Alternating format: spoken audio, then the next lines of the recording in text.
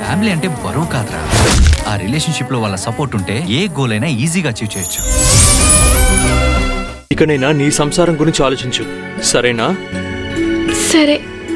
సకు, ముఖ్యమైన విషయం, నువ్వు మా అమ్మ మనసు గెలుచుకున్నావు. నువ్వు ఇలాగే తనకి నచ్చినట్టు ఉండు. తనతో సన్నిహంగా ఉంటే అనుబంధం బలపడుతుంది. అప్పుడందరం ప్రశాంతంగా సంతోషంగా ఉండొచ్చు. సరే. మీ ముచ్చట్లో పూర్తయ్యాయా? అమ్మా, నువ్వా?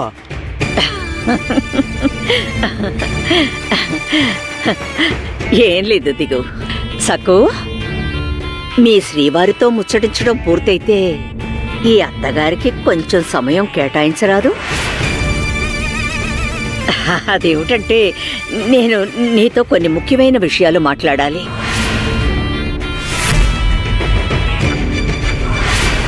అరిచి కేకలు పెట్టావంటే నీ గొంతు పిసికి చంపేస్తాను. నోరు మూసుకొని పద. దిగు, నీ వల్ల పూర్తిగా ఇరుక్కుపోయాడు. అందుకే వాడి ముందు నేను మాట్లాడలేకపోతున్నాను. అందుకని నువ్వు క్షమించాలని, ఈ ఇంటి పెద్ద కోడలుగా స్వీకరించానని తప్పుగా అనుకోకు. సరే వెళ్ళు సకు, అమ్మకి నీతో ఏదో పనున్నట్టుంది. అమ్మా, దాని మొహం చూసావా? నల్లగా బొగ్గులాగా మాడిపోయింది. సకు, వెళ్ళు సకు. అరే రా బంగారం, రా నా ముద్దుల కోడలా. సకు, నువ్వు కేవలం దిగుకే కాదు, నాకు కూడా నచ్చుతావు. నాకు తన్ని గారాబం చేయాలనిపిస్తోంది. గారాబమా? అంటే ఆవిడ నాకేదో భయంకరమైన శిక్ష విధించబోతున్నారు. నేనేనికి ఇదంతా ఎలా చెప్పాలి? అసలు చెప్తే నమ్ముతారా? రా రామ్మా, నా బంగారు కొండ. రామ్మ రా, గుణవంతురాలు నా కోడలు.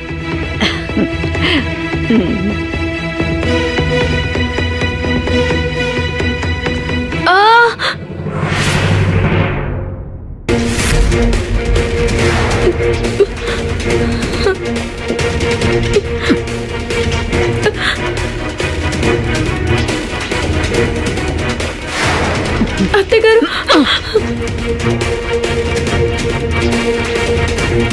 వానికి మళ్ళదన్న నీకు సిగ్గు శరం లేదటే? గంటల తరబడి దిగుతో ఏం మాట్లాడతావే నువ్వు? అలా గడ్డి పెట్టు. ఎప్పుడు చూసినా దిగు గదిలోనే ఉంటుందమ్మా. మన మీద బాగా నేరాలు చెప్తుంది. వాడు మనల్ని అసహించుకోవాలని. నేనెందుకు అలా చేస్తాను అత్తయ్య గారు? మరి అంతసేపు ఏం మాట్లాడేవే? ఎప్పుడు చూసినా నీ భర్త గదిలోనే ఎందుకుంటావు? ఒసే, 24 గంటలు భర్త గదిలోనే ఉండటం పద్ధతి కాదు. ఇంట్లో పెద్దవాళ్ళు ఉన్నారన్న ఇంకిత జ్ఞానం లేదా నీకు? కొవ్వెక్కిందా? మా పరువు మంట కలుపుదామనుకున్నావా? పగటి పూట అందరు ఇంట్లో ఉండగా భర్త గదిలోకి చొరబడి కబుర్లు చెప్పడం సంస్కారం అనిపించుకోదు. ఎలాగో అలా మన కళ్ళు కప్పి వాడి గదిలోకి వెళ్ళిపోతుంది. అత్తయ్య గారు, అది నోర్మోయ్, ఇంకోసారి నిన్ను వాడి గదిలో చూశానంటే సహించను, గుర్తుంచుకో. కఠిన శిక్ష విధిస్తాను. తప్పైపోయింది అత్తయ్య గారు. ఇంకెప్పుడు నేను ఈ విధంగా ప్రవర్తించను. మధ్యలో మాట్లాడుకో. ముందు నేను చెప్పేది శ్రద్ధగా విను. ఈ రోజు నుంచి నా అనుమతి లేకుండా నువ్వు దిగు గదిలో అడుగు పెట్టడానికి వీల్లేదు.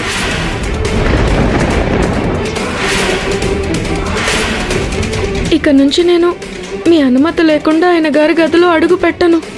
కానీ ఇప్పటికే తప్పు చేసావు కదా, మళ్ళీ తప్పు చేయకూడదని ఎలా గుర్తుంచుకుంటావు?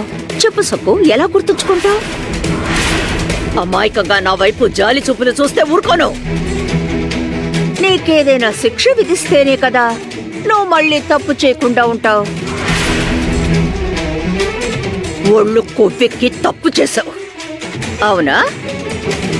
మరి పద పద, గుర్తుండిపోయేలా చేస్తాను. యమునా,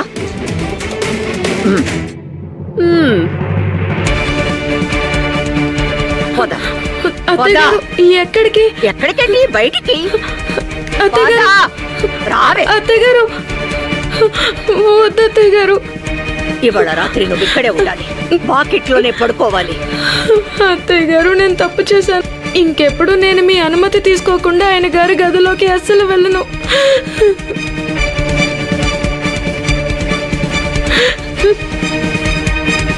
నీ దుప్పటి అక్కడుంది. అత్తయ్య గారు, దయచేసి నాకు ఇంకేదైనా శిక్ష విధించండి. ఇది మాత్రం వద్దు. ఇప్పుడు నువ్వు ఎంత ఏడ్చినా ఎటువంటి ప్రయోజనం ఉండదు. నువ్వు మళ్ళీ మళ్ళీ ఇలా తప్పులు చేయడం వల్లే నాది రాతి గుండె అయిపోయింది. యమునా, రా లోపలికి. ఇదిగో సక్కు, అర్ధరాత్రి బోర్మని ఏడుస్తూ తలుపు కొడితే చంపేస్తాను. నన్ను లోపలికి రానివ్వండి అని అరిచి కేకలు పెట్టకూడదు. దిగువను అస్సలు పిలవకూడదు. నిన్నెందుకు శిక్షిస్తున్నానో నీకు తెలుసు కదా. ఏవండి అన్న మాట నీ నోట్లో నుంచి అస్సలు బయటికి రాకూడదు. పాదయమున. అత్తయ్య గారు, ఆగండి.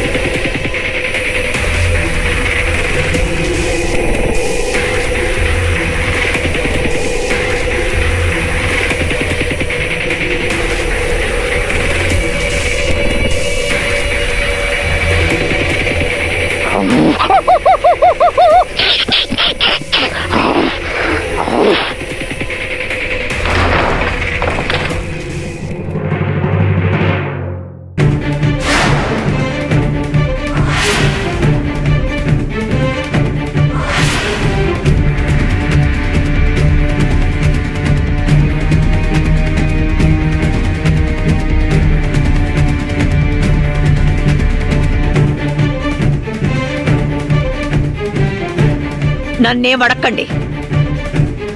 ఇప్పుడు నేను చేసిన పని మనందరి శ్రేయస్సు కోసమే. సఖుకి నేను శిక్ష విధించాను. అది ఈ రాత్రి వాకిట్లోనే పడుకుంటుంది. మీరెవరు బయటికి వెళ్ళకండి. అయ్యో దేవుడా, కానీ తను నువ్వు కంగారు పడుకోవచ్చలా. ఇప్పుడు నేను చెప్పేది శ్రద్ధగా వినండి. చెప్పండి. ఏదైనా ముఖ్యమైన విషయమే అయ్యుంటుంది. నేను చెప్పింది మీరు తూచా తప్పకుండా పాటించి తీరాలి. అర్ధరాత్రి సఖు ఇంట్లోకి రావడం కోసం అరిచి కేకలు పెట్టే అవకాశం ఉంది. తలుపులు బాదినా ఆశ్చర్యపోనక్కర్లేదు. ఏంటి, అడవిలోంచి చిరుతపులులు వస్తాయా ఏంటి? అదే అడవి పక్కనే ఉందని.